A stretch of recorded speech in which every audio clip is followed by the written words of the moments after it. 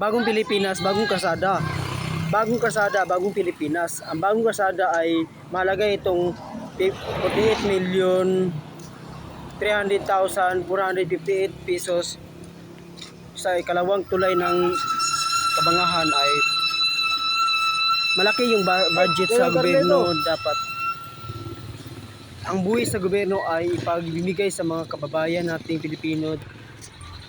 Dapat ang mahalaga ito sa ating bansa ay baka mahal yung mga pagkain at yung mga kagamitan sa ating bansa ay mayroong budget sa gobyerno galing sa itaas yan sa national dahil sa ating kalsada, palakihin ng kalsada ng buong Pilipinas at dito sa ating barangay sa Kabangahan. Mga taong bayan ay naglalakbay sa buong Pilipinas, ang mga buong Pilipino ay nasa ibang bansa. Dapat tayo mag-ingat sa paglalakbay sa ibang bansa dahil may aksidente mahitabo sa ating sa bahaging lugar ng Pilipinas at ito ang budget sa Kabangahan. 48 million budget sa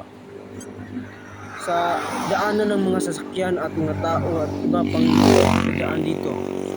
Dapat mag-ingat tayo sa paglalakbay, baka masagaan tayo ng mga laking truck at mga malaking mga motor.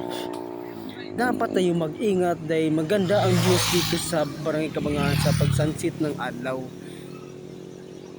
At hindi siya masyadong init dahil yung araw ay